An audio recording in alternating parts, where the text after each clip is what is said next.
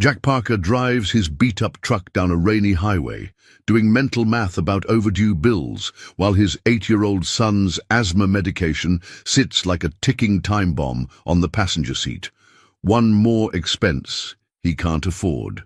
When he spots a rain-soaked woman on the roadside, his son's constant reminder to help others like Mom taught us echoes in his mind. He offers her a ride, never suspecting that Madison Williams just escaped her father's suffocating billion-dollar empire, or that her impromptu taste of freedom would change both their lives forever. As his kindness reveals a world she never knew existed, and her presence offers his family a chance they never dared dream of, one question remains. Can genuine love survive once the truth about her identity comes crashing down? This story proves that sometimes the richest moments in life come from the poorest decisions on paper. Before we dive deeper, what would you do if you discovered the stranger you helped was actually worth billions? And if you're not already following, don't miss what's coming next. This story is just getting started. The ancient alarm clock's buzz pierced the pre-dawn darkness, and Jack Parker's calloused hand silenced it before it could wake Tommy. He'd gotten home from his shift at Earl's Diner just 3 hours ago, but bills didn't pay themselves. The mirror revealed dark circles under his eyes that seemed to deepen with each passing day, but he managed a smile when he heard the soft padding of Tommy's feet approaching his door. "Dad?" Tommy's voice carried that slight wheeze that made Jack's heart clench. "Can we have pancakes?" "Sure can, buddy." Jack ruffled his son's unruly brown hair, so much like Sarah's it hurt sometimes. "But you've got to take your medicine first." In the kitchen's harsh fluorescent light, Jack studied the remaining pills in Tommy's inhaler while his son chatted about his upcoming science project. 3 days' worth, maybe 4 if they were careful. The prescription bottle on the counter mocked him with its $175 price tag, and the envelope tucked in his jacket pocket felt like it was burning a hole through the fabric. Final notice on rent, printed in angry red letters. "Dad, you're burning them!" Tommy's giggle pulled Jack back to reality, and he quickly flipped the slightly charred pancakes. Extra crispy, just how brave explorers like them, Jack recovered, earning another laugh from his son. These moments, Tommy's laughter, their shared breakfast, the way his boy's eyes lit up when talking about school, they made everything worth it. But the weight of responsibility crashed back as Tommy's laughter dissolved into a coughing fit. Jack was there instantly, rubbing circles on his back, helping him with the inhaler. Each labored breath was a reminder of his failures, of the specialist appointments they couldn't afford, of Sarah's absence when they needed her most. "I'm okay," Tommy wheezed, putting on a brave face that was too old for his 8 years. "Mum always said Parker men are tough." Jack swallowed hard, remembering Sarah's optimism even in her final days. "That we are, buddy, that we are." He checked his watch. Time for another juggling act. "Mrs. Henderson will be here in 10 minutes, remember? No running around outside. Use my inhaler if I need it, and do my homework before TV," Tommy recited, rolling his eyes good-naturedly. "I know, Dad." Jack grabbed his jacket, the eviction notice crinkling. 30 days to come up with 3 months' back rent, or they'd lose the only home Tommy had ever known. The home where Sarah's memory lived in every corner, where her garden still bloomed in the backyard, where Tommy could still point to the height marks on the door frame and tell stories about each measurement day. "Love you to the moon," Jack called their traditional goodbye. "And back times infinity," Tommy responded, just as his mother had taught him. In his truck, Jack allowed himself exactly 30 seconds of weakness. 30 seconds to let the fear show, to feel the crushing weight of single parenthood, to miss Sarah so fiercely it felt like a physical wound. Then he straightened up, started the engine, and headed to his first job of the day. Parker men were tough, after all. They had to be. Madison Williams stared at her reflection in the floor-to-ceiling windows of her father's penthouse office, the city lights of Manhattan twinkling like captured stars 50 stories below. The woman looking back at her was perfectly polished. Designer. Dress, impeccable makeup, not a strand of honey blonde hair out of place. A living, breathing corporate asset, just as her father had molded her to be. The merger with Sterling Industries is crucial, Madison. Richard Williams's voice carried the weight of someone used to being obeyed without question. Charles Sterling's son is a suitable match. Harvard Business School, impeccable family connections. You mean he's convenient? Madison cut in still, watching the city below. People looked like ants from up here, living their lives free from the suffocating expectations of billion-dollar empires. Just like the match set of fountain pens on your desk. Her father's sigh carried decades of practiced patience. You're 26, Madison. It's time to think about your future, about the legacy of Williams Corporation. Legacy. Everything in her life had been about the legacy, the private schools chosen for their networking potential, the carefully selected hobbies that would look good in society columns, the charity boards she sat on, each one strategically chosen to enhance the Williams brand. Even her college major had been decided in a board meeting before she'd turned 16. I've been thinking about my future. Madison turned to face her father. I want to work with our charitable foundation, make a real difference, not just pose for photos at galas. The foundation is a tax write-off, nothing more. Richard dismissed her with a wave of his manicured hand. You'll meet with Charles and his son for dinner tomorrow. Wear the blue Dior, it photographs well. Something snapped inside Madison. Years of silent compliance shattered like the crystal paperweight she'd given him last Christmas. I'm not a merger acquisition, Dad. I'm your daughter, who has enjoyed every privilege that position provides, he reminded her sharply. Your mother would have understood the importance of family duty. The mention of her mother, gone 16 years now, hit like a physical blow. Mom would have wanted me to be happy. Your mother was an idealist. Richard's voice softened with rare emotion. The world ate her alive. I won't let that happen to you. Madison watched her father return to his emails, the conversation clearly over in his mind. The same pattern they'd followed her entire life, his decisions, her compliance, all wrapped in the suffocating blanket of protective love. She thought of the stack of rejection letters in her desk drawer, each one from companies that mysteriously withdrew their job offers once they realized who her father was, every attempt at independence strategically crushed before it could take root. Back in her suite of rooms, Madison's gaze fell on the photo by her bed. Her mother in a simple sundress, laughing as she pushed a young Madison on a park swing. No designer labels, no corporate strategies, just pure joy. When was the last time she'd felt anything close to that freedom? The decision crystallized with surprising clarity. She changed into her plainest clothes, which were still far from plain, and stuffed a backpack with essentials. Her platinum credit cards and phone would be too easily traced, but she had been quietly withdrawing cash for months, preparing for a moment she hadn't known was coming until now. The irony wasn't lost on her, as she used the security protocols her father had drilled into her to evade those same security measures. Down the service elevator, through the staff entrance, past cameras she knew were monitored by guards who had watched her grow up. Each step felt like awakening from a decades-long dream.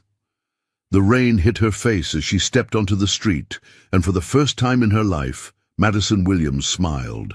At the feeling of her perfect makeup running, somewhere between the penthouses and private jets, she had lost herself. It was time to find out who she really was, away from the Williams name and all it represented. She walked until her designer shoes pinched, then walked some more, leaving the glittering skyscrapers behind. When headlights approached on the rain-slicked highway, she stuck out her thumb, remembering a movie scene where someone did the same. Freedom, she was learning, felt a lot like fear and exhilaration mixed together. The rhythmic sweep of windshield wipers filled the silence as Jack's truck pushed through the rain. He'd offered the mysterious woman his son's jacket, the spare one they kept in the truck, and she'd wrapped herself in it with surprising gratitude, as if she'd never worn something so ordinary before. "I'm Jack," he offered, eyes on the road, "and this is Tommy." "Hi!" Tommy chirped from the back seat, where he'd insisted on sitting to give the lady space. "Are you running away from bad guys? Dad says we shouldn't watch too many movies, but you look like someone in a movie running away from bad guys." "Tommy," Jack warned, but he caught the woman's slight smile in his peripheral vision. "I'm Mary," she said after a slight hesitation, "and no bad guys, just needed a change of scenery." The truck hit a pothole, and she grabbed the dashboard with manicured hands that seemed at odds with her simple clothes. Jack noticed she held herself stiffly, like someone at a formal dinner rather than in a beat-up pickup. "Dad says changes are good sometimes," Tommy offered wisely. "Like when we had to change schools after Mum went to heaven, but then I met my best friend Kevin at the new school, so it was okay." Jack's hands tightened on the steering wheel. Tommy's openness about Sarah always caught him off guard, the way children could speak of devastation with such simple acceptance. "I'm sorry about your mum," Madison said softly, and something in her voice made Jack glance over. The sadness in her eyes seemed too personal to be mere sympathy. "She's still watching us," Tommy declared confidently. "She sends us signs sometimes, like when Dad's having a really hard day, and suddenly we find money in the dryer or get extra. Food at the diner." Jack cleared his throat. "Buddy, remember what we said about inside stories." "Sorry." Tommy grinned, not looking sorry at all. "Want to see my inhaler? It's blue, which is cool, but Dad gets really worried when I have to use it." "Tommy, I'm sure Mary doesn't—" "I'd love to see it," she interrupted, turning in her seat, to give Tommy her full attention. The genuine interest in her voice surprised Jack. Most people just humored Tommy's chatter. As Tommy launched into a detailed explanation of how inhalers worked, Jack observed their passenger in quick glances. There was something almost regal in her posture, a refinement that seemed at odds with hitchhiking on a rainy highway. But when she laughed at Tommy's jokes, it transformed her entire face, making her seem younger, more real somehow. "Are you hungry?" Jack found himself asking as they passed a sign for Earl's Diner. "I know the owner. Best pie in 3 counties. She paused, as if hunger were a foreign concept that required consideration. "Yes, actually. I am hungry." "Dad makes the hamburgers there," Tommy announced proudly. "He's the best cook, even, though he burns pancakes sometimes. But don't tell Earl that Dad's better. It's another inside story." For the first time, Jack saw their passenger Mary truly laugh, the sound bright and surprised, as if it had escaped without permission. It changed her whole demeanor, and suddenly she seemed less like a polished stranger and more like someone real. "Your secret's safe with me," she promised Tommy, and Jack caught her eye in the rearview mirror. For a moment something passed between them, an understanding perhaps, or a question neither was ready to ask. "Earl's it is," Jack decided, flipping on his turn signal. "But Tommy, remember, no running. Use my inhaler if needed, and chocolate. Milk only if I finish my dinner," Tommy recited. "Dad, you need some new rules. These are getting boring." Mary's laughter joined Tommy's, and Jack found himself smiling, despite the weight of the bills in his pocket and the uncertainty of helping a stranger. Some changes, as Tommy had said, could be good sometimes. The diner's neon sign cut through. The rain ahead, a beacon of warmth against the growing dark. None of them could have known it then, but that simple turn signal was directing them toward much more than just dinner. Some moments change everything. You just don't recognize them, until long after they've passed. Earl's Diner looked like it had been plucked straight from a vintage postcard. Red vinyl booths, worn smooth by decades of customers, chrome fixtures that had long ago lost their shine, and a counter where regulars perched on swiveling stools. For Madison, who had dined at Michelin-starred restaurants across Europe, it was like stepping into another world entirely. "Earl, my favorite customer!" A waitress with grey-streaked hair pulled back in a messy bun swooped down on Tommy, ruffling his hair. "And Jack, honey, you're not supposed to be here on your night off." "Just stopping for dinner. Rita," Jack smiled. "This is Mary. She got caught in the rain, so we offered her a ride." Madison noticed how he hesitated over her false name, but said nothing. Rita's warm smile enveloped her, so different from the practiced politeness of household staff. "Well, any friend of the Parkers' family here. Grab that corner booth. It's Tommy's favorite." As they slid into the booth, Madison found herself wedged between the window and Tommy, who immediately began folding his paper placemat into what he claimed would be the best paper airplane ever. "Here's how you do the wings," he explained, small fingers creasing the paper with intense concentration. "Mom taught Dad, and Dad taught me, and now I'm teaching you. That's how family stuff works." Madison watched, fascinated, as the simple sheet of paper transformed under Tommy's guidance. When was the last time she'd made something with her own hands? Even her paintings at school had been done under the watchful eye of a private art tutor. Each stroke critiqued and corrected. "Order whatever you'd like," Jack offered, then quickly added, "My treat. I get an employee discount." Before she could respond, Rita returned with 3 glasses of water and a knowing smile. "Let me guess. Tommy wants his usual burger, no pickles, extra cheese, chocolate milk after he finishes his dinner. Jack, you'll have the meatloaf special because it's Tuesday and you're predictable. And for the lady."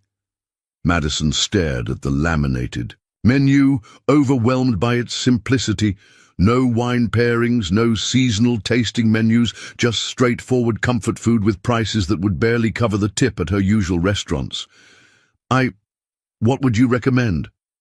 "The cheeseburger," Tommy, stage whispered. "Dad makes them best, but Earl's are pretty good too." "Cheeseburger it is," Madison decided, earning an approving nod from Tommy. As they waited for their food, a television mounted in the corner caught Madison's attention. Her breath caught. It was a news report about her disappearance, but the sound was muted, and the grainy security footage showing her leaving her father's building was far from the polished corporate photos they usually used. Neither Jack nor Tommy seemed to notice. "Done!" Tommy proclaimed, holding up his paper airplane. "Now you try." Madison took a fresh placemat, following Tommy's instructions with unpracticed hands. Her first attempt was lopsided, earning a giggle. And from Tommy. "That's okay, my first one was way worse," he consoled her. "Dad, remember my first airplane? It looked more like a squished frog." "Sure did, buddy," Jack chuckled, and Madison caught him watching them with an expression she couldn't quite read. When their food arrived, Madison stared at her plate in wonder. The burger was massive, accompanied by a mountain of golden fries that bore no resemblance to the delicate pommes frites she was used to. "You eat it with your hands," Tommy explained helpfully, demonstrating with his own burger. "It's funner that way." "More fun," Jack corrected automatically. "That too." Madison picked up her burger, trying to remember the last time she'd eaten without silverware. The first bite was a revelation. Messy, unpretentious, and absolutely delicious. A drop of sauce escaped down her chin, and she laughed, really laughed, as Tommy handed her a napkin with the expertise of a burger-eating veteran. "Good, right?" he asked proudly, as if he'd personally cooked it. "Amazing," she agreed, and meant it. Not just the food, but all of it. The warm diner air heavy with the scent of coffee and grilled onions, the casual conversation flowing around them, the simple joy of making paper airplanes with a child who saw nothing strange about teaching origami to a rain-soaked stranger. The news report about her disappearance played again, but Madison didn't notice. She was too busy learning from Tommy how to dip fries in her milkshake, a combination that would have horrified her father's personal nutritionist, but somehow tasted like freedom. The Parker house sat at the end of a quiet street, its paint peeling and gutters sagging, but surrounded by a yard full of wildflowers that seemed to thrive despite the neglect. Madison noticed Jack's shoulders tense as he pulled into the cracked driveway, probably seeing the imperfections through her eyes. "It's not much, but—" he started. "It's perfect," Madison interrupted, and meant it. Every flaw spoke of real life, of a home that was lived in rather than showcased. Tommy bounded out of the truck, then immediately slowed his pace at his father's warning look. "Want to see my room? I have all my science projects up on the wall, and Dad helped me make a solar system that actually spins." "Actually," Jack cut in gently, "it's pretty late, buddy. Time to get ready for bed." Madison watched Tommy's face fall and found herself speaking before she could think better of it. "I could help get him settled while you rest a bit? You mentioned having an early shift tomorrow." The look Jack gave her was complicated, gratitude warring with the natural suspicion of a parent. "That's kind, but please, Dad." Tommy wheezed slightly, the excitement catching up with his lungs. "Mary makes awesome paper airplanes, and she hasn't seen my constellation map yet." Madison saw Jack's resolve waver at his son's labored breathing. "I could use a shower," he admitted, "and I need to review some bills." "I promise we'll stick to the bedtime routine," Madison offered, surprising herself with how much she wanted this chance to be useful. Inside, the house was modest but meticulously organized, a father's careful arrangement of a world centered around his child. Crayon drawings adorned the fridge, held up by mismatched magnets. A row of medications sat neatly labeled on the kitchen counter, next to a calendar packed with doctor appointments and school events. "This is Mission Control," Tommy announced proudly, leading her to his room. Space-themed wallpaper, obviously applied by amateur hands, covered one wall. Model rockets hung from the ceiling on fishing line, and a detailed chart of the moon's phases had pride of place above a desk cluttered with science books. "Did you make all of these?" Madison asked, genuinely impressed by the hand-drawn star. "Charts. Dad helps," Tommy said, pulling out his pajamas. "Rockets and stars, of course. He's not very good at drawing, but he's really good at looking stuff up and measuring things exactly right. Mom was the artistic one." He said it matter-of-factly, pulling a framed photo from his bedside table. A woman with Tommy's unruly brown hair smiled at the camera, her arms around a younger Jack who looked unburdened in a way the current version didn't. "She was beautiful," Madison said softly. "Yeah," Tommy agreed. "Dad says I have her smile and her stubborn streak. That's when you don't give up on stuff," he explained helpfully. "Like how Dad never gives up on making sure I'm okay, even when he's super tired." Madison helped Tommy organize his backpack for tomorrow, apparently part of the routine, while he chatted about his upcoming science fair project.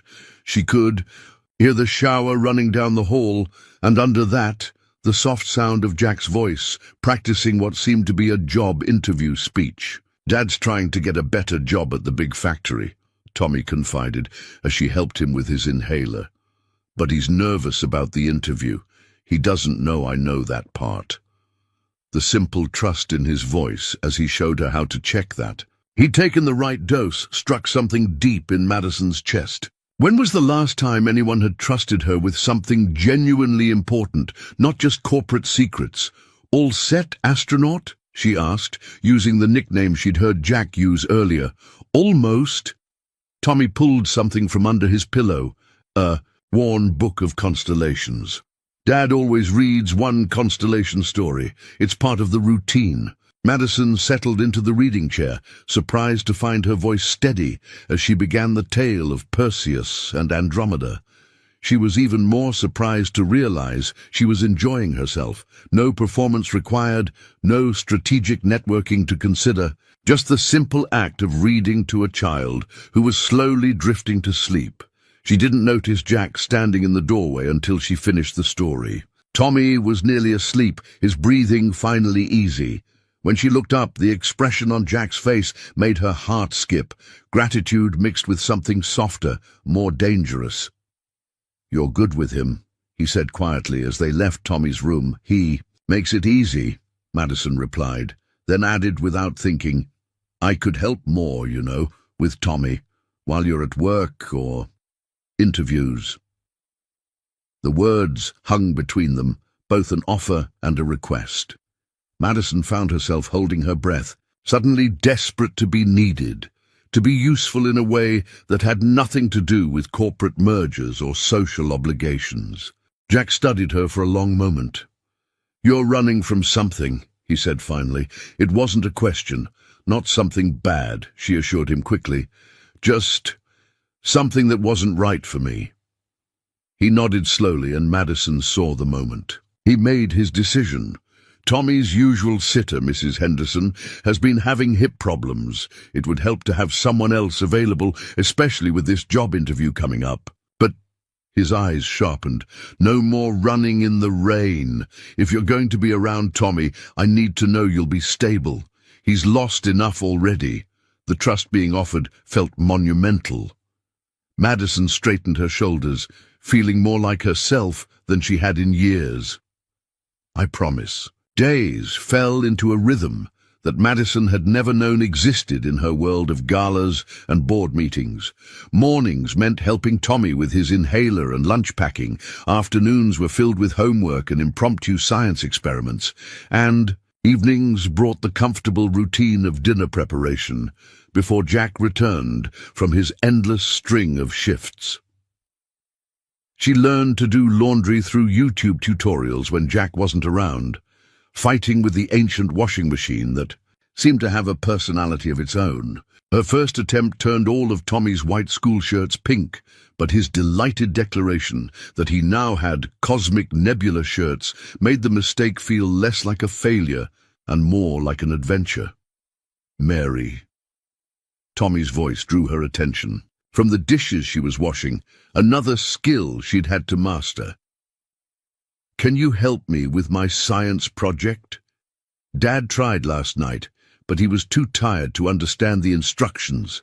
Madison dried her hands, noting how they'd grown less soft, marked now with small burns from cooking attempts and the stubborn blue stain from helping with Tommy's solar system diorama. They felt more like her hands now than they ever had before. Of course, she smiled, but her heart clenched at the sight of Jack's work schedule pinned to the fridge. 3 jobs, color-coded in neat blocks that left barely any room for sleep. Yet somehow he managed to help with homework, attend parent-teacher meetings, and keep track of Tommy's medical appointments. As she helped Tommy arrange his project materials, her eye caught a piece of paper fallen behind the desk. Her heart stopped when she realized what it was. An eviction notice, final warning. The amount listed made her sick to her stomach, representing what would have been a trivial sum in her previous life. Dad thinks I don't know about the bad letters, Tommy said quietly, following her gaze. He tries to hide them in his jacket, but I saw him crying once when he thought I was asleep. After that I started eating less at dinner, so there'd be more leftovers for his lunch. Madison felt something break inside her chest. Her father's credit card was in her emergency bag, untouched. One swipe would solve everything. But using it would mean being found, being dragged back to that gilded cage, leaving this little family that had somehow become more real to her than anything in her previous life. The evening news droned in the background as they worked on the project, and Madison's breath caught at a familiar voice. Her father was giving a press conference, his composed exterior betraying only the slightest strain around his eyes that most would miss. But she knew him well enough to see his worry. The Williams family asks for privacy during this difficult time, the reporter's voice continued. The reward for information leading to Madison Williams' safe return has been increased to... Madison quickly changed the channel, but not before catching the amount.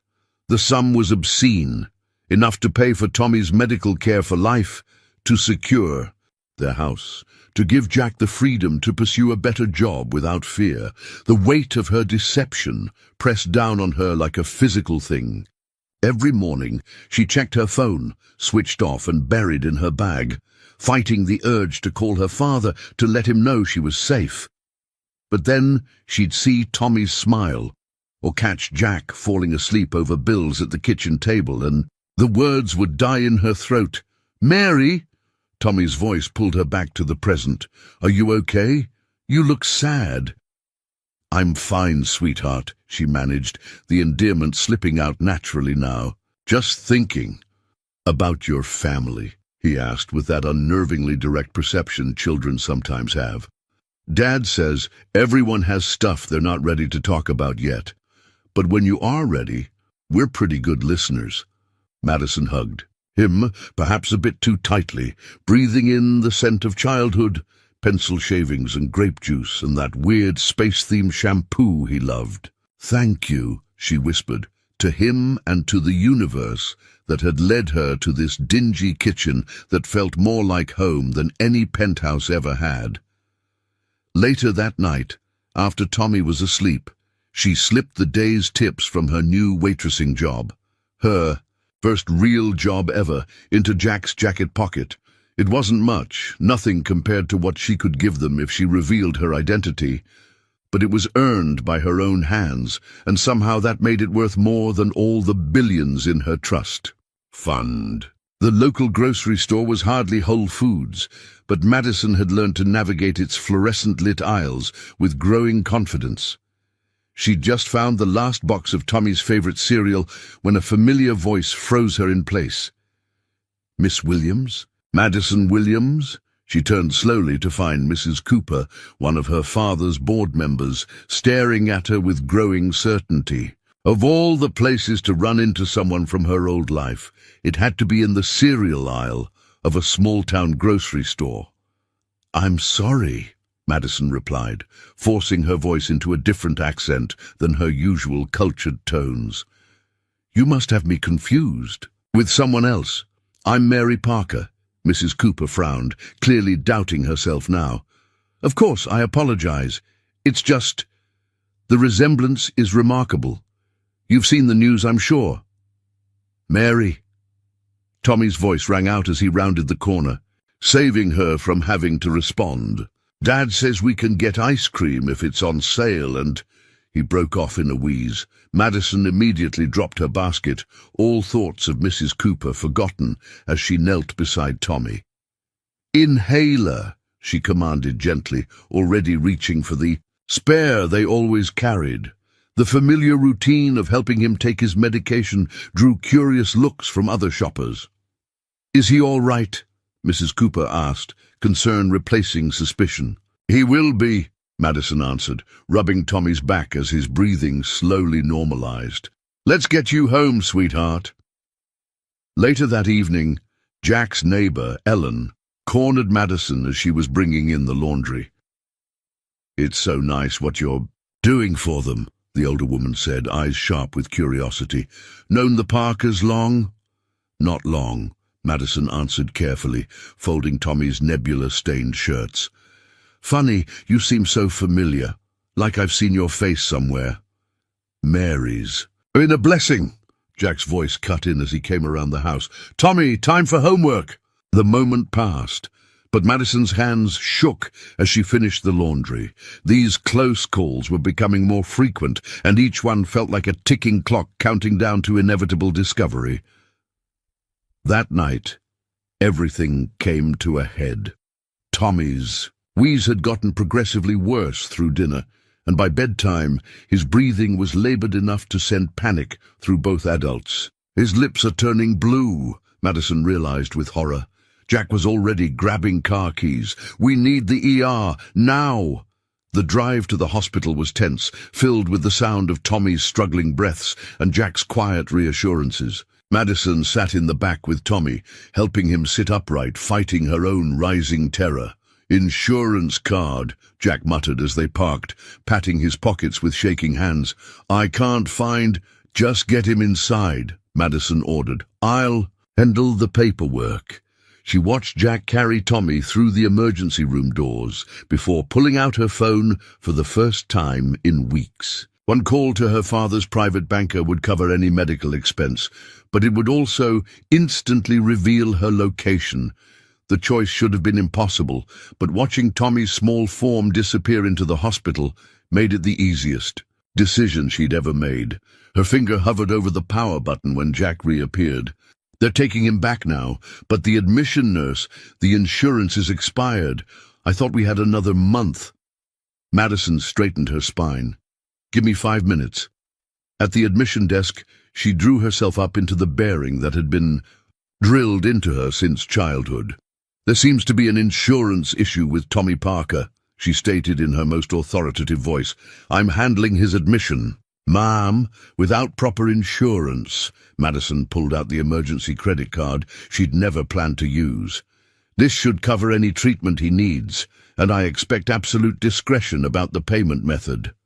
The nurse's eyes widened at the black card, but professionally said nothing beyond, "Of course, ma'am." When she returned to the waiting room, Jack was pacing, running his hands through his hair. How did you? I had some savings, she lied. Please, Jack, let me do this. He stared at her for a long moment, and she saw the battle between pride and paternal love play out on his face. Finally, he nodded once, gruffly. I'll pay you back. You don't owe me anything, she whispered, and meant it more than he could know. What was money compared to the home they'd given her, the first real family she'd known since her mother died? Hours later, as they watched Tommy sleep peacefully in his hospital bed, oxygen levels finally stable, Jack turned to her. Thank you, he said simply, but his eyes held questions she wasn't ready to answer. The hospital TV droned quietly in the background, and Madison's heart stopped when she saw her own face appear on the screen. But Jack was focused entirely on Tommy, missing the news report about the missing heiress whose face looked remarkably like the woman standing in his son's hospital room. After Tommy's hospital stay, something shifted in the Parker household. The late-night kitchen became their unofficial meeting place, where Jack and Madison would find themselves gravitating after Tommy was asleep, sharing cups of coffee and pieces of themselves in the gentle quiet. He's breathing better tonight, Madison said, sliding a mug across the worn kitchen table to Jack. She'd learned how he took his coffee, black, with just a hint of sugar, just as she'd learned the subtle signs of worry in his shoulders when he checked on Tommy. Yeah, Jack agreed, wrapping his hands around the warm mug. The new medication helps. I just wish... He trailed off, but Madison heard the unspoken words. Wishes wouldn't pay for the prescriptions that were now sitting on the counter. There, cost hanging over the household like a shadow. You're doing everything you can, she said softly. Tommy knows that. He's proud of you. Jack looked up, meeting her eyes. He's proud of us, he corrected quietly. He told his teacher that you helped him get an A on his science project. Called you his... Well, never mind. Madison's heart squeezed. What did he call me? Jack studied his coffee intently. His bonus mom. Said it was better than a stepmom because we're not... You know, but you still take care of him like one. The silence that followed felt charged with everything unsaid. Madison thought of all the lies between them, of her real identity waiting to shatter this fragile, precious thing they'd built. Tell me about Sarah, she found herself asking. Tommy says she loved the stars. A soft smile touched Jack's lips. She did. Used to drag us camping just to look at them properly, no city lights. Said everyone should see the Milky Way at least once in their life. He glanced at Madison. What about you? Any family looking for you? Madison's hands tightened around her mug. My mother died when I was young. My father. He loves me, but he wants to control every aspect of my life. Who I am, who I'll become, who I'll... She stopped, remembering the arranged marriage that had sparked her escape. Who you'll love. Jack finished quietly. Their eyes met across the table, and Madison felt her breath catch. In the soft kitchen light, Jack looked younger, the worry lines easing from his face. Without thinking, She reached across the table to brush a strand of hair from his forehead. The moment her fingers touched his skin, something electric passed between them. Jack caught her hand before she could pull it back, his thumb brushing across her knuckles with a gentleness that made her heart ache. "Mary," he started, then stopped, struggling with words. "I know you have secrets. I know there's more to your story than you're telling me. But these past weeks, watching you with Tommy, seeing how you fit into our lives, I haven't felt this way since—" "Dad?" Tommy's sleepy voice from the doorway made them both jump, their hands separating quickly. "I had a dream about Mom." Jack was on his feet instantly, parental concern replacing everything else. "You okay, buddy?" "Uh-huh." She was showing Mary how to make her special hot chocolate, the one with extra marshmallows. Tommy rubbed his eyes, looking between them. "Can we make some, please?" Madison stood grateful for the distraction. "I think that's a midnight snack worth staying up for. Want to teach me the recipe?" As they moved around the kitchen, Jack warming milk, while Tommy solemnly counted marshmallows and Madison measured cocoa powder. She felt the rightness of it all settle into her bones. This was what family felt like. Not corporate dynasties or arranged marriages, but small moments of joy shared in a too-small kitchen at midnight. Later, after Tommy had fallen asleep on the couch and they'd carried him back to bed, Jack and Madison found themselves alone again in the hallway. "Mary," Jack said softly, and the false name had never hurt more to hear. "Whatever you're running from, you don't have to face it alone anymore." Madison felt tears prick at her eyes. "Jack, there's something I need to tell you." The sudden blare of a car alarm outside made them both jump. Through the window, Madison caught a glimpse of a black SUV cruising slowly past the house, the same type her father's security team used. Her confession died in her throat. "Nothing," she said quickly, taking a step back. "It's nothing. Good night, Jack." She fled to her room before he could respond, before she could see the hurt and confusion in his eyes. Alone in the dark, Madison pressed her hands to her mouth to stifle a sob.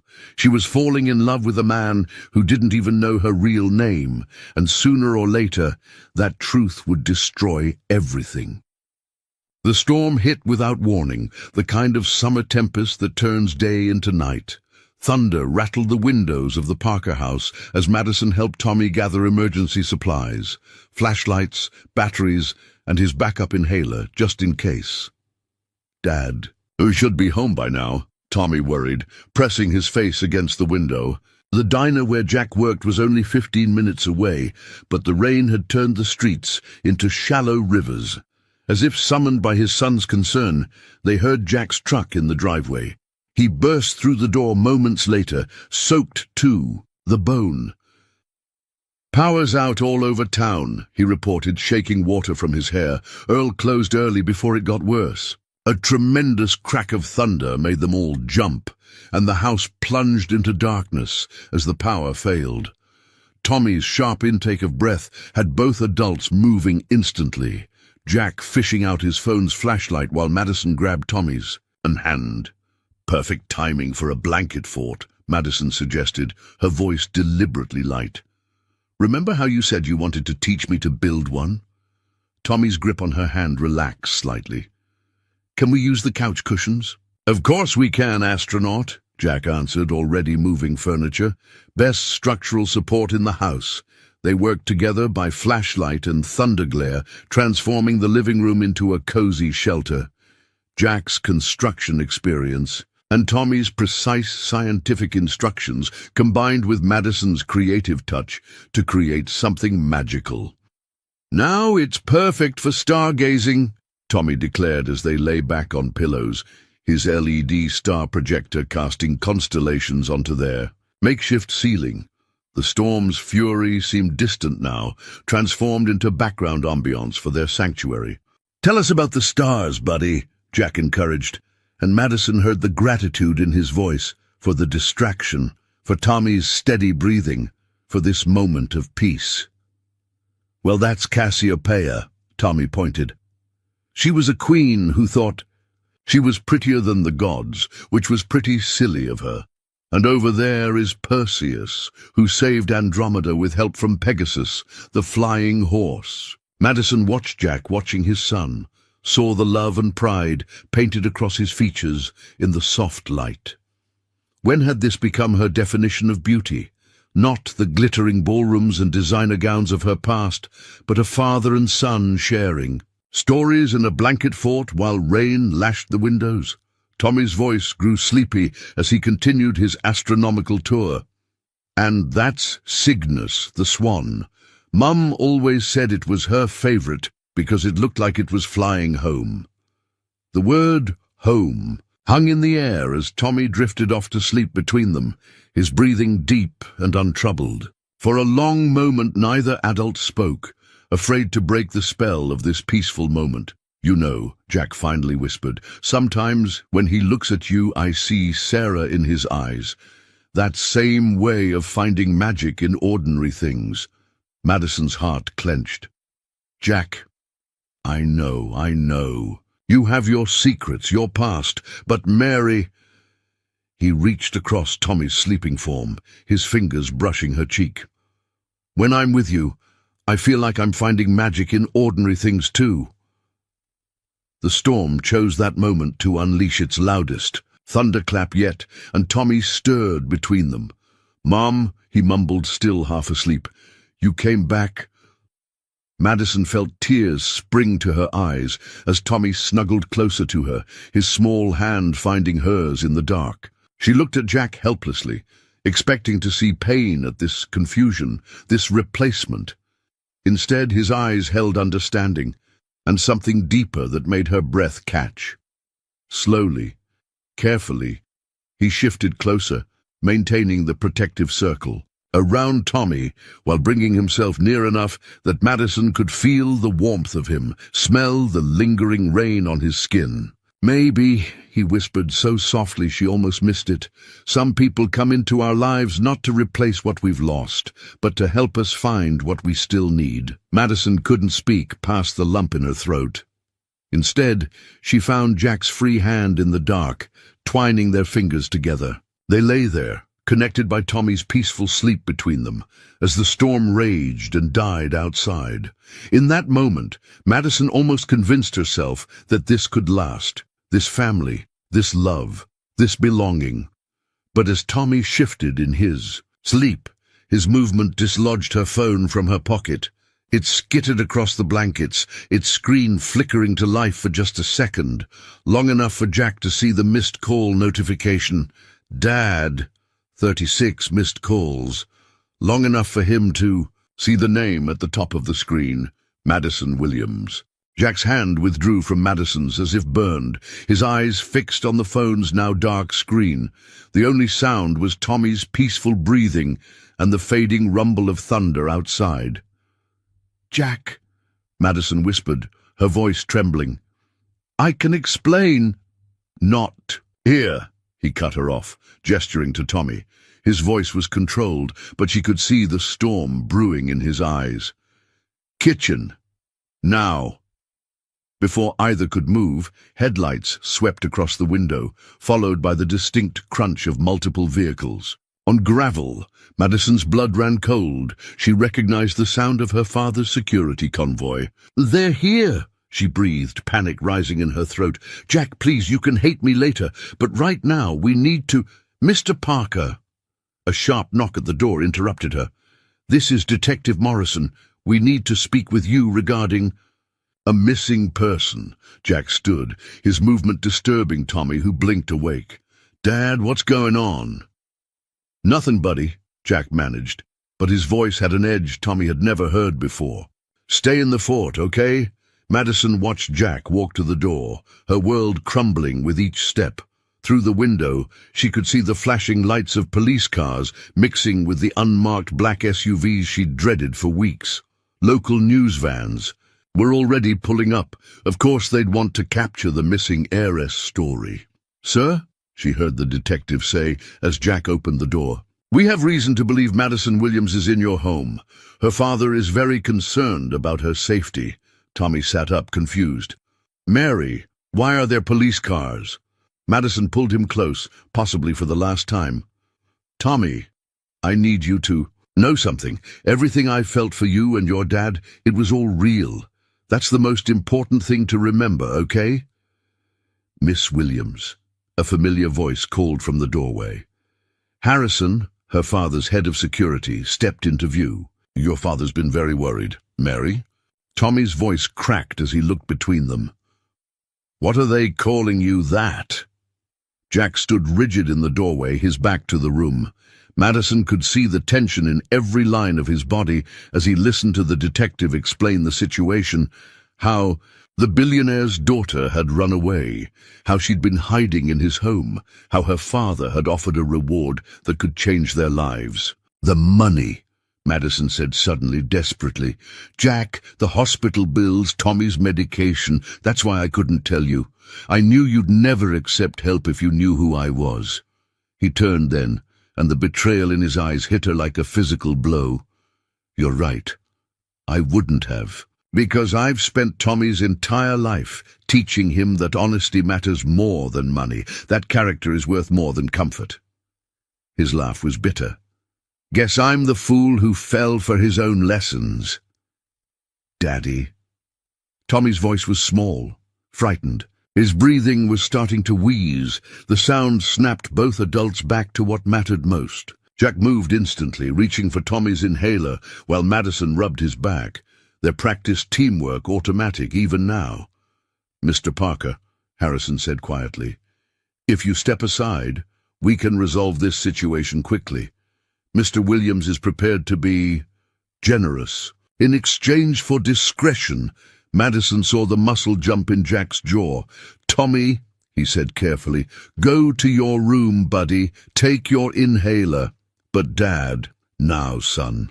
Tommy looked at Madison one last time, tears in his eyes, before running from the room. The sound of his door slamming echoed through the house. Jack, Madison tried one more time. Everything I told you about wanting a real life, about feeling trapped, it was all true. Meeting you and Tommy, it showed me what really matters. What matters, Jack replied quietly, is that my son cried himself to sleep for months after his mother died, that he finally started to trust someone again, to open his heart. And you, he shook his head, you made fools of us both. Miss Williams, Harrison prompted. Your father's waiting. Madison stood slowly, her legs shaking. Through the window, she could see her father's familiar silhouette stepping out of his car, camera flashes illuminating him like lightning. The storm outside had passed, but the one in her heart was just beginning. I'm sorry, she whispered, not sure if she was speaking to Jack, to Tommy, or to herself. I never meant to fall in love. She walked past Jack, noting how he stepped back to avoid touching her and into the waiting arms of her old life. Behind her, she heard Tommy's door open, heard his running footsteps. Mary, don't go, please. She didn't turn around. She couldn't. Because if she saw Tommy's face, saw Jack holding him back, she'd never find the strength to leave. And somehow she knew that staying would only bring more pain to the family she'd grown to love.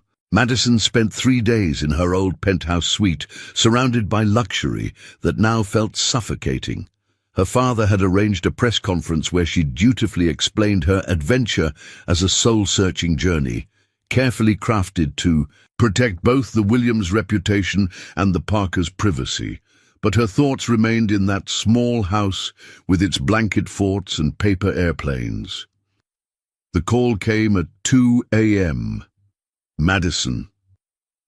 Jack's voice was rough, desperate, in a way that made her sit bolt upright. It's Tommy.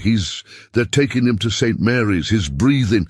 I can't. She was moving before he finished speaking, bare feet silent on marble floors. I'm coming. Jack, I'm coming right now. The insurance is still processing, he continued as if he hadn't heard her. They're saying without proof of coverage. Listen, To me, she cut in, already pulling on clothes. Get him to the hospital. I'll handle everything else. Just keep him breathing. Her father's security team was changing shifts.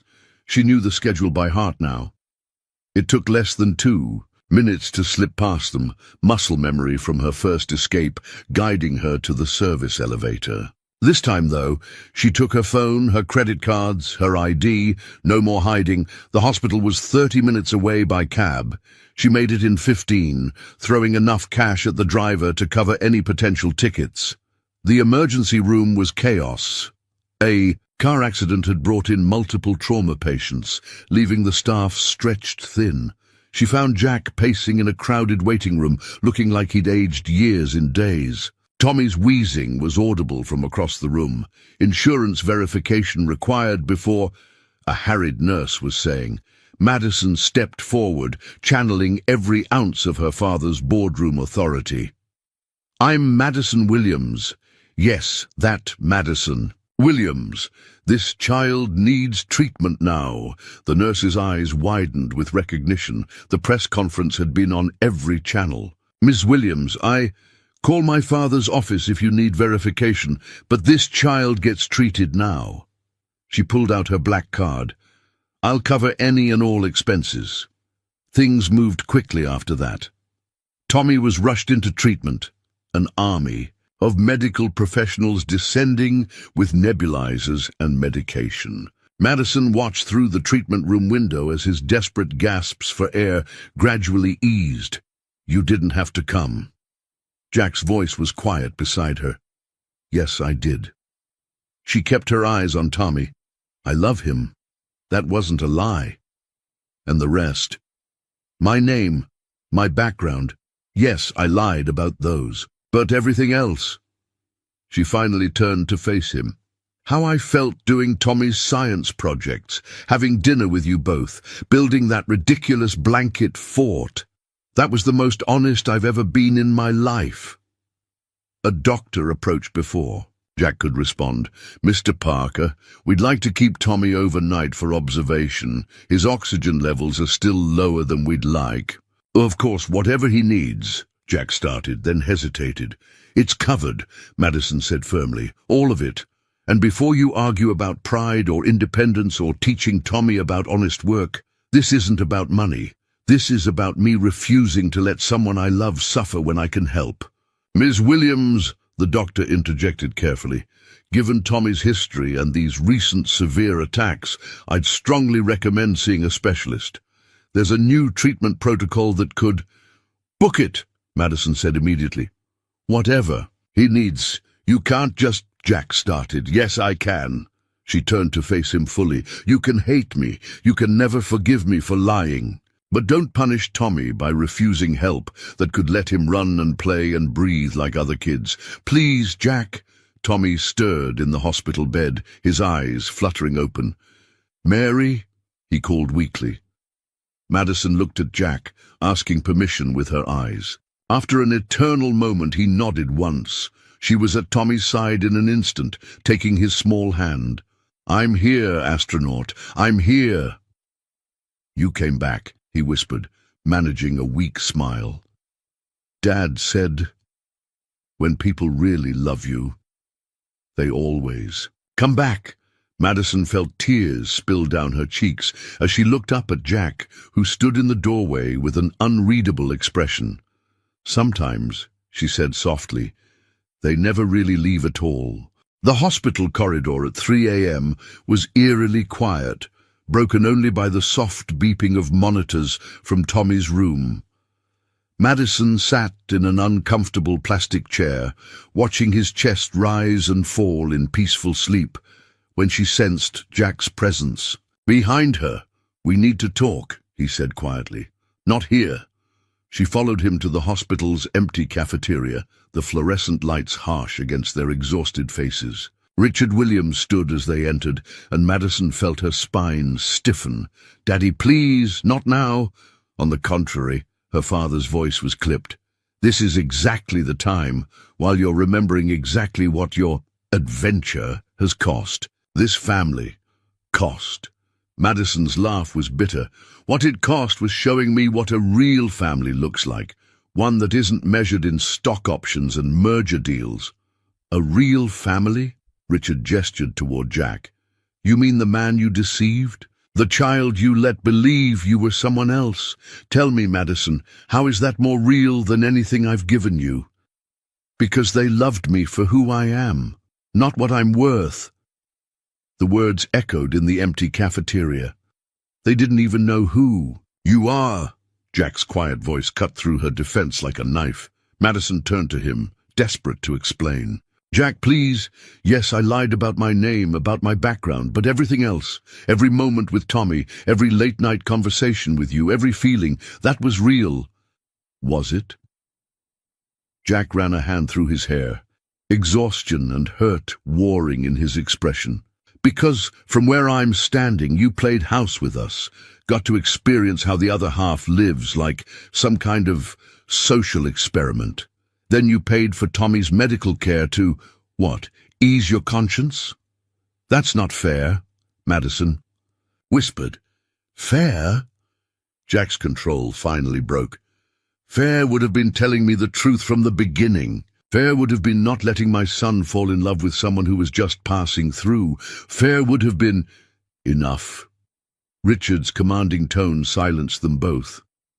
Madison, the car is waiting. It's time to end this, whatever this is. Mr. Parker, I assume we can reach an arrangement about discretion. I don't want your money. Jack's voice was ice. Everyone wants money, Richard dismissed. The question is just the price. Name it. For yourself, for the boy's medical care, for... Get out! Jack's words were quiet but carried such force that even Richard Williams paused. Both of you. Tommy's finally sleeping, and I need to be there when he wakes up. He's lost enough mother. Figures for one lifetime. The words hit Madison like physical blows. Jack, please! I know I hurt you, but Tommy will learn what I learned, Jack cut her off, that sometimes people we love leave, and that all the money in the world can't fix a broken trust. A nurse appeared in the doorway. Mr. Parker, Tommy's asking for you. Jack turned without another word, leaving Madison standing between her father and the life she'd found, the life she'd lost. The jet is ready, Richard said softly. The merger with Sterling Industries is still salvageable if we act quickly. Charles's son is willing to overlook this incident. Madison stared at her father, really seeing him for the first time. Is that all you think I'm worth? A merger deal? It's all any of us are worth in the end, he replied. The sooner you accept that, the happier you'll be. Through the cafeteria windows, Madison could see Tommy's room. Jack sat by his bed, probably telling one of their constellation stories. She remembered the blanket fort, the paper airplanes, the simple joy of being loved for herself. Not her name, not her fortune, just her. No, she said softly. Madison, I said no. She straightened her spine, channeling every lesson in authority he'd ever taught her. I'm not going back, not to the penthouse, not to the merger, not to being a corporate asset instead of a daughter. Don't be naive, Richard snapped. What exactly do you think you'll do? That man won't even look at you. The child will forget you. You have nothing. I have myself, Madison cut him off. For the first time in my life, I know who that is, and she's not the person you tried to make me. She walked out of the cafeteria, her father's calls falling silent behind her. But instead of following Jack to Tommy's room, she made herself walk past it, past the nurse's station, past the sliding doors into the cold night air. Sometimes love meant knowing when to walk away, even if it shattered your heart in the process. The Parker house felt different now. Empty spaces Madison hadn't even realized she'd filled echoed with absence. The coffee mug she'd claimed as her favorite, the reading chair where she'd told constellation stories, the spot at the dinner table, where she'd struggled to learn how to fold napkins properly. Tommy noticed them all. She color-coded my science folders, he said one morning, staring at his backpack. She said it would help me stay organized like real scientists do. Jack kept folding laundry, trying to ignore how the pink-stained shirts still held traces of that first laundry disaster. "I can help you organize them a different way, buddy." "It's not the same." Tommy's voice was small. "Nothing's the same." The truth of those words hit harder than Jack wanted to admit.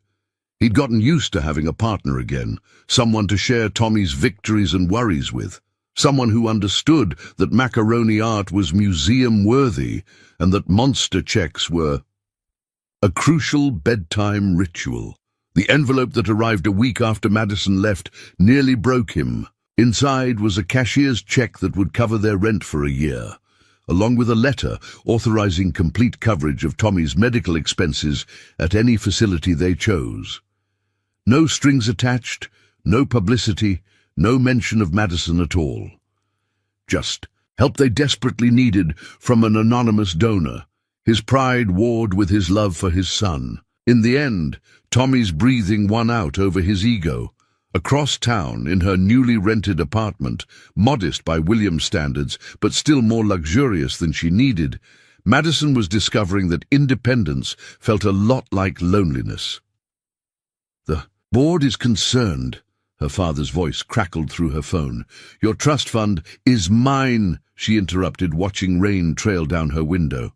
"You made that legally binding on my 25th birthday. I'm not touching the company shares. I'm not interfering with the merger. I'm just living my life in a 2-bedroom apartment working at a children's hospital as a volunteer. This isn't living, Madison. This is rebellion." She thought of Tommy's face lighting up when he mastered a new concept, of Jack's quiet strength as he juggled 3 jobs and endless medical bills. "No, Daddy. For the first time, this is actually living." The children's ward where she volunteered became her sanctuary. Here, she could use her skills, the organizational efficiency drilled into her since childhood, the ability to navigate complex medical systems, the patience learned from helping Tommy with his homework, to make a real difference. "Miss Madison," little Sarah called from her bed, "will you tell me a constellation story?" Madison's heart clenched, remembering another child who loved the stars. "Of course, sweetheart. Do you know about Cassiopeia, the queen who learned that true beauty isn't about how you look?" She saw Tommy sometimes, during his specialist appointments that she'd arranged, but never attended. From around corners and through doorways, she watched him grow stronger, his breathing easier with the new treatment protocol. She saw Jack too, the worry lines in his face softening as Tommy's health improved. The hardest part was the small package that arrived at her apartment one day. Inside was a carefully folded paper airplane, slightly crushed but lovingly made. The note attached read simply, "Tommy wanted you to have this. He said real scientists never stop learning new things."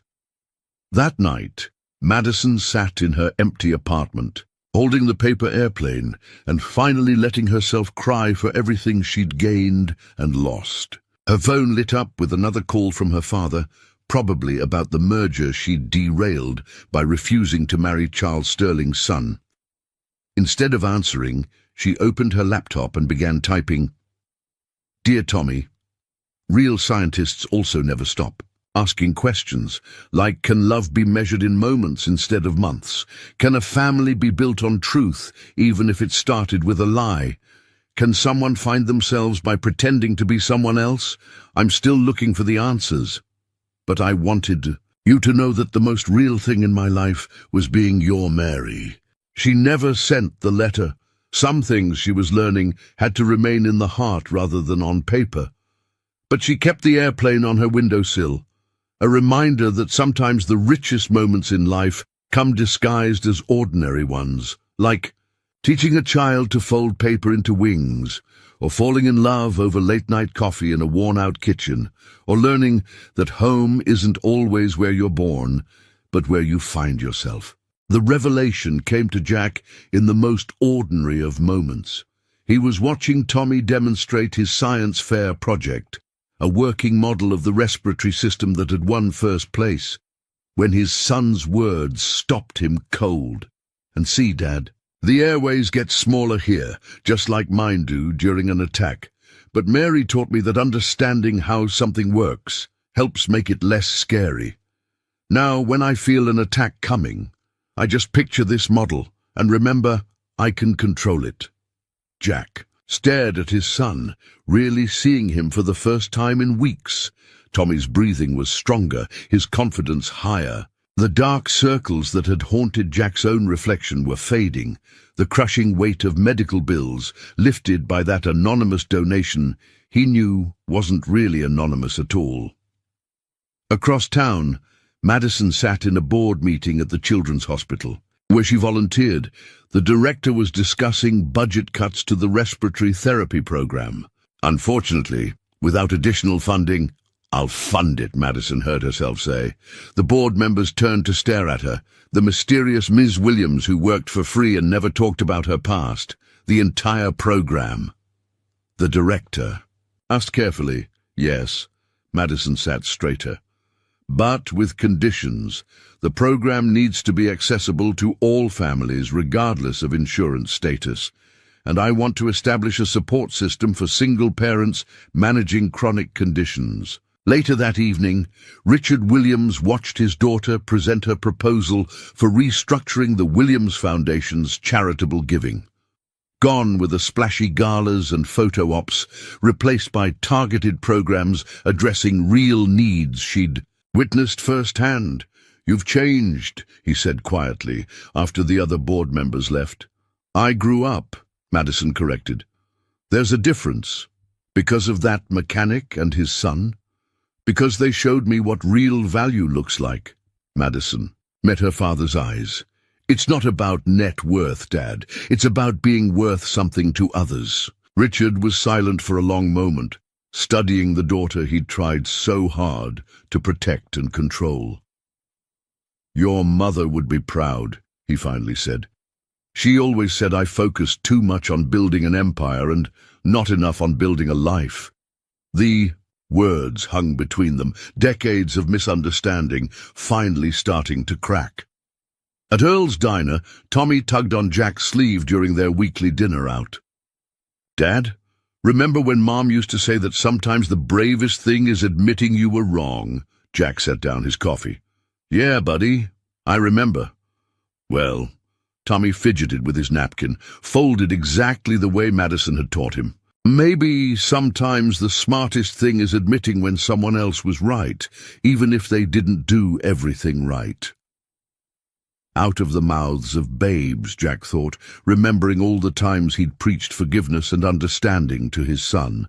How many times had he said that actions spoke louder than words, that love was shown through choices, not promises?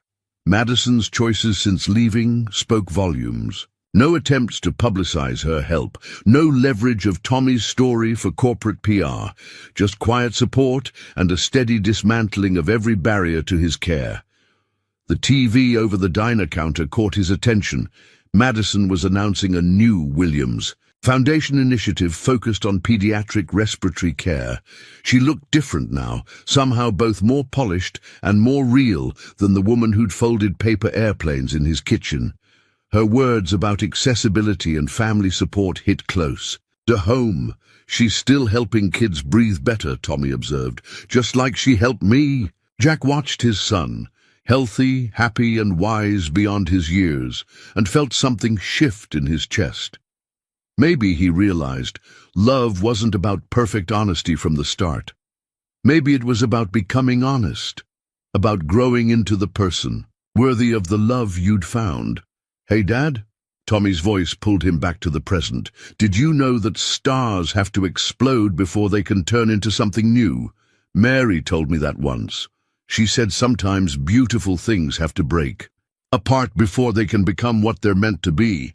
Madison was reviewing funding proposals in her new office at the Children's Hospital when a familiar voice made her heart stop. The receptionist said, "I'd find you here." She looked up to find Jack standing in her doorway, somehow both exactly as she remembered and completely different. The worry lines around his eyes had softened, but there was a new weight to his presence, a certainty that hadn't been there before. "Jack," she managed. "Is Tommy okay?" "He's great, actually." Jack stepped into the office, taking in the star charts on her walls, the paper airplane still perched on her windowsill. "His breathing's better than it's ever been. The specialist you found, she's amazing." "I'm glad," Madison said softly. "But I'm guessing you didn't come here to tell me that." "No." Jack ran a hand through his hair, a gesture so familiar it hurt. "I came because my 8-year-old son is wiser than I am. He helped me understand something important." Madison waited, hardly daring to breathe. "You lied about your name," Jack continued, "about your background, but you never lied about loving us. Everything you've done since leaving proves that." "I couldn't just stop caring," Madison whispered. "It doesn't work like that." "I know. That's what Tommy kept trying to tell me." Jack finally met her eyes. He said real love is about choices, not circumstances, that you chose us even when it meant giving up everything you knew, and that maybe I was so focused on the lie that started it all, I couldn't see the truth it led to. Madison felt tears threatening. And what truth is that? That sometimes the realest things in life start with pretending. Jack took a step closer. "You pretended to be Mary because you wanted a normal life. I pretended I could handle everything, alone because I was afraid to need someone again, but somewhere along the way, we stopped pretending." "Jack, let me finish," he said gently. "I was angry that you lied about who you were, but these past months, watching you transform your foundation, seeing how you've helped families like ours without taking any credit, I realized something. Mary wasn't a lie. She was who you were always meant to be. You just needed the freedom to become her." Madison stood, her legs shaking. "I never meant to hurt you or Tommy. The longer I stayed, the more real it felt, and the harder it became to risk losing it by telling the truth. I understand that now." Jack's voice was soft. "And I understand something else too. The woman who helped my son breathe easier, who taught him about stars and science, who made him laugh again. That woman wasn't Madison Williams or Mary Parker. That was just you. And that's who we fell in love with." The tears were falling, freely now. "I missed you both so much." "We missed you too." Jack closed the distance between them. "Tommy keeps setting a place for you at dinner. Says real family doesn't stop being family just because they're not there. He's definitely wiser than both of us." Madison managed a watery laugh. "He gets that from his mother." Jack smiled, then grew serious. "Both of them." The word hung between. In them, an acknowledgement, an offering, a possible future. "I can't go back to pretending," Madison said quietly. "I'm not just Mary anymore." "No," Jack agreed. "You're more. You're the woman who taught my son that breathing isn't just about air. It's about having the courage to be yourself. You're the person who showed me that love doesn't have to be perfect to be real." He reached for her hand. "And if you're willing, you're someone we'd like to get to know. All of you this time." Madison stared at their joined hands. "Even with all the complications, the media attention, my father? Hey, if Tommy can handle complex respiratory system models, I figure we can handle a few paparazzi." His smile turned tender. "Besides, I have it on good authority that the best views of the stars come after the storms pass." "Speaking of stars," Madison squeezed his hand. "There's a meteor shower tonight. Tommy wouldn't want to miss that, would he?" "No," Jack pulled her closer. "No, he wouldn't, and neither would we." Richard Williams had faced down corporate raiders, hostile takeovers and board rebellions, but nothing had prepared him for sitting in Earl's diner, watching his daughter teach an 8-year-old boy how to properly align a paper airplane's wings for maximum flight distance. "The angle has to be exact," Madison was explaining to Tommy, her designer dress incongruous against the vinyl booth. Just like plotting stock market trajectories, actually. Really? Tommy's eyes lit up. Can you teach me about stocks too? Dad says I should learn about money stuff early. Richard caught Jack's eye across the table, seeing his own surprise mirrored there. Here was his daughter, whom he'd spent years grooming for corporate leadership, using those same lessons to connect with a child over paper airplanes. Your daughter, Richard said quietly to Jack, has quite effectively reorganized my entire and corporate philanthropy structure, rather like someone else I once knew who had a habit of changing everything she touched. Mom was good at that. Madison smiled, remembering. She always said the best investments were in people, not portfolios. She was right. Richard watched Tommy carefully fold another plane. I forgot that somewhere along the way, started measuring success in stock prices instead of smiles. Jack cleared his throat. Sir, about the medical coverage is non-negotiable, Richard cut in. Consider it back payment for teaching my daughter what I couldn't, that true worth isn't measured in net worth. The tension that had haunted their previous meetings began to ease. Tommy, oblivious to the adults' complex dynamics, launched into an explanation of his latest science project, a study of air pressure and flight dynamics inspired by his breathing treatments. Grandpa Richard, he asked suddenly, making the older man's coffee cup freeze halfway to his lips, since you know about business stuff, could you help me with the budget part? Madison says all good projects need proper funding proposals. Richard. Williams, titan of industry, found himself pulling out his Mont Blanc pen to help an 8-year-old calculate the cost of paper airplanes and wind gauges. Jack watched, amazed, as the man who'd once tried to buy his silence now earnestly discussed the importance of detailed expense tracking with his son. He's different with Tommy, Madison murmured, sliding into the booth beside Jack.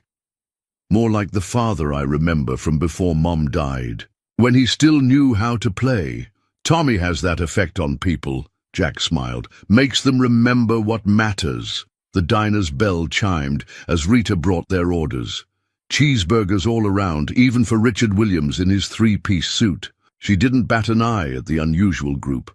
A billionaire, his corporate warrior-turned-philanthropist daughter, a mechanic, and a small boy whose paper airplanes were scattered across the table like a bridge between two worlds. You know, Richard said, carefully wiping burger juice from his fingers with a paper napkin, the Williams Foundation has never had a junior advisory board. Tommy's funding proposal shows promise. Tommy's eyes widened. Really? Could I help? Other kids get their medicine too? With proper supervision, Richard nodded gravely. And perhaps joint oversight from your parents. The word hung in the air. Parents, plural. Madison felt Jack's hand find hers under the table. I think, Jack said slowly, that could work. As long as board meetings don't interfere with meteor shower viewing, we have priorities after all. Speaking of priorities, Richard straightened his tie, looking uncharacteristically nervous. The Foundation is hosting a gala next month for the new Children's Respiratory Care Initiative. Nothing formal. Just a small gathering. Perhaps. Well, Tommy might enjoy seeing how these things work. All of you might. Madison squeezed Jack's hand, recognizing the olive branch for what it was. Her father wasn't just inviting them to an event. He was acknowledging them as family. Will there be space for paper airplanes? Tommy asked seriously. I think, Richard smiled, looking years younger, we could probably clear the ballroom for a test flight or two. Every good business proposal needs a demonstration phase, after all. As they left the diner, Tommy walking between Madison and Jack, while Richard followed with the careful stack of paper airplanes, Madison caught sight of their reflection in the window. It wasn't a perfect family portrait. Her father still looked slightly uncomfortable in such casual surroundings. Jack's work clothes contrasted sharply with their designer wear, and Tommy's excitement had him bouncing instead of walking. But it was real, and that made it better than perfect. 1 year later, Jack's truck once again made its way down the rain-slicked highway where it all began.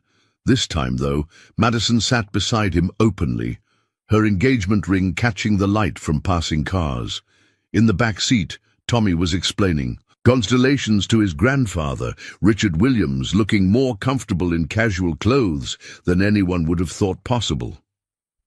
"Remember this spot?" Jack asked softly, nodding toward a particular stretch of road. "How could I forget?" Madison smiled. "Best wrong turn I ever took." They were headed to Earl's Diner for what had become a monthly tradition. Family dinner where paper airplanes were as welcome as business proposals, and where Tommy's growing collection of science awards shared space with Madison's philanthropy, achievements, and Jack's new garage ownership papers. The Parker Williams Respiratory Care Initiative had transformed the local children's hospital, with Tommy serving as its youngest board advisor. His own breathing had improved so dramatically that he joined the school track team, though he still carried an inhaler decorated with star stickers, just in case. "Look," Tommy pointed through the rain.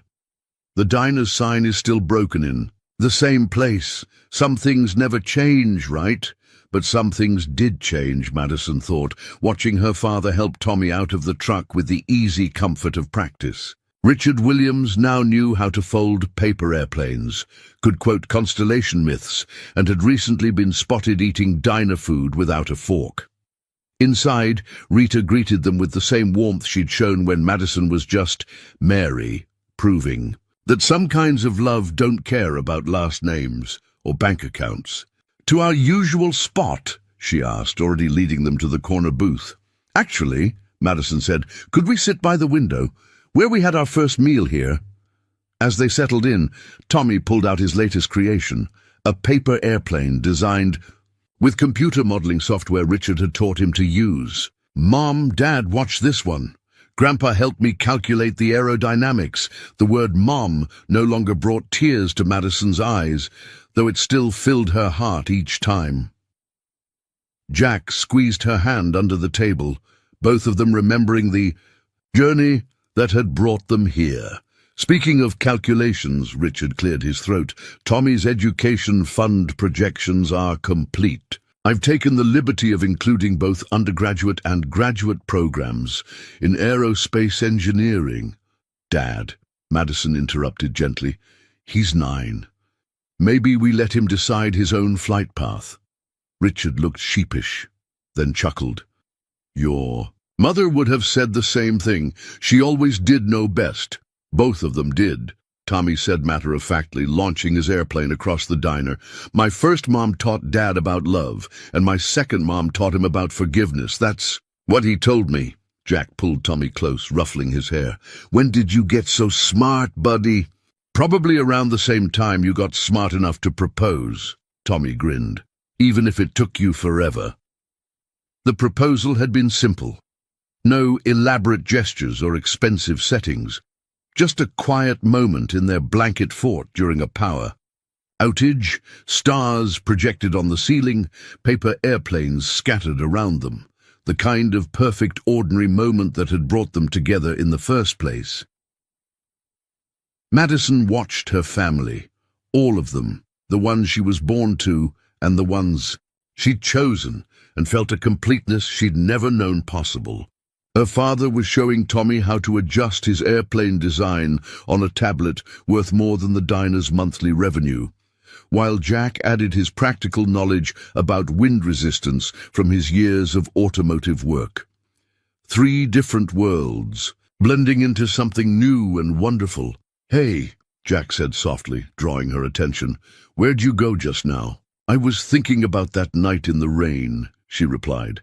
"How lost I felt, how I had no idea that by trying to find myself, I'd find everything else too."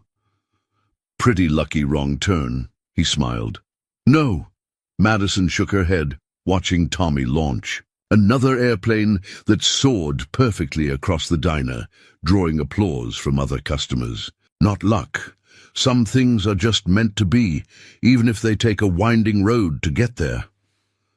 Outside, the rain began to ease, and through a break in the clouds, the first stars of evening became visible. Madison recognized Cassiopeia, the queen, who learned about true beauty and smiled.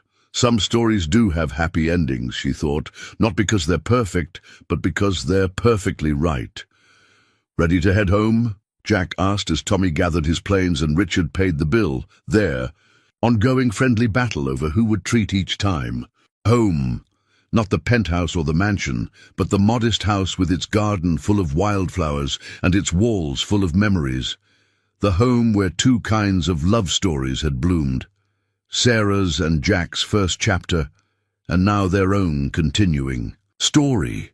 Yes, Madison said, taking both Jack's hand and Tommy's. Let's go home. Behind them a paper airplane soared one last time, its path true and strong, just like the love that had given it wings.